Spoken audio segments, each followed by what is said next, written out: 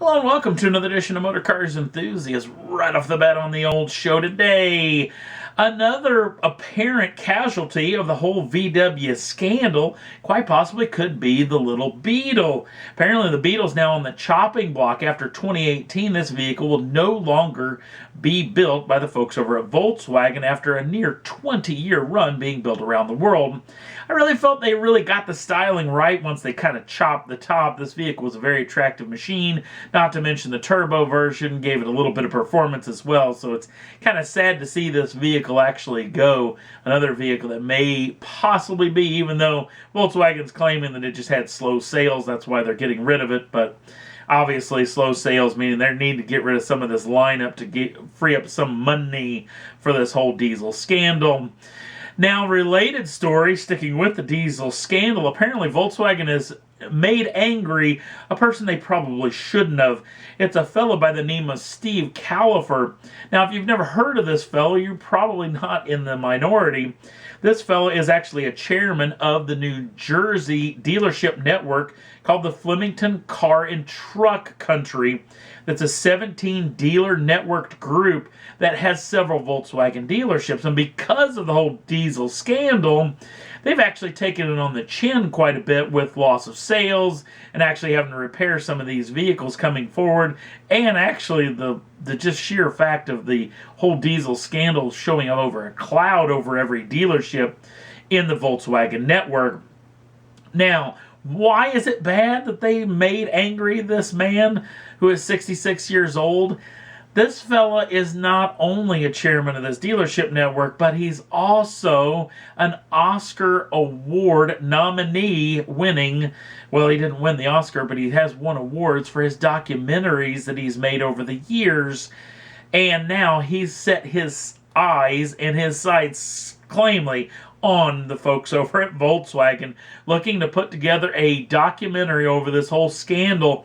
Early reports of this going to be called Backfire, the Volkswagen fraud of the century story, which is pretty damning. We've already talked about the fact that there's a feature movie being made about this deal.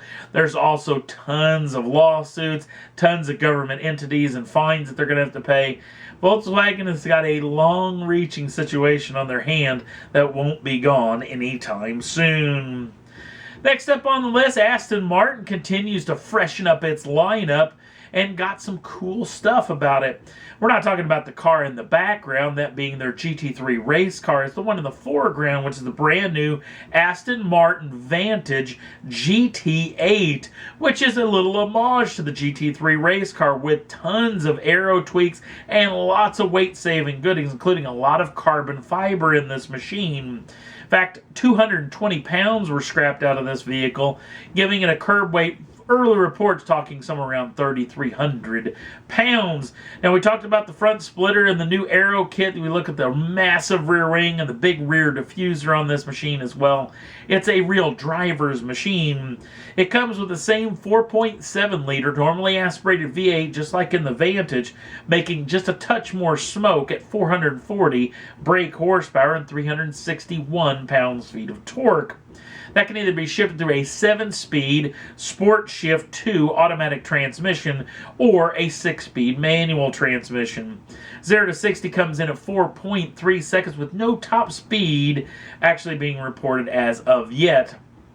That being said, this vehicle is going to have a juicy price tag at 165,000 pounds sterling, which is right at about 234,000 US, but that's where the sadness starts, at least if you're a US person, because this vehicle will not be coming stateside. And if you live in Europe where this car will be available, there's only 150 copies that are going to be on for offer, so you better get on it if you want to get a hold of one of these beauties.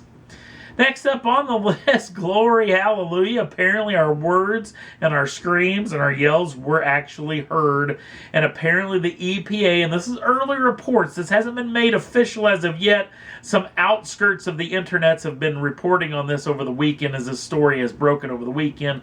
Haven't heard this made official by some of the bigger websites, but we'll be certainly hearing something in the next couple of days come Monday, Tuesday. Hopefully we hear a little bit more about this deal, but apparently EPA is backing off on the whole banning of race cars, kind of, if you will. If you haven't heard what exactly is going on about this, it's been some of the biggest views of videos that I've ever done for this thing, which the views weren't really that good, which is actually kind of sad if you come to think of it.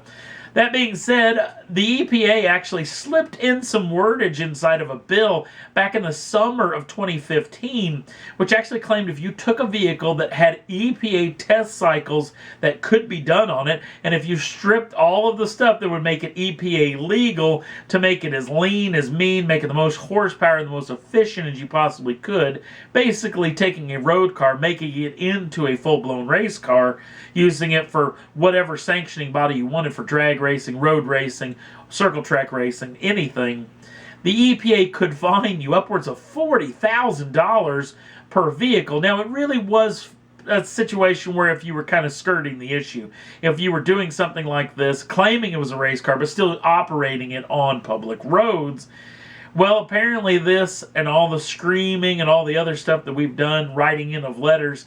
I did a little letter writing campaign. Actually, one of the groups that you could sign the petition for actually wrote off some robo letters for me, which I actually got some responses from, which I was pretty impressed by. Obviously not by the officials, government officials themselves, obviously by some of their staffers, but still, to hear back was pretty impressive. The whole RPM Act that I was actually put together to try to fight this deal, apparently it has worked. They were going to wait until July of 2016 to make their decision, but apparently everybody screamed loud and proud, and this deal may be officially on the chopping block. We'll keep you in tune. The next video, tune in.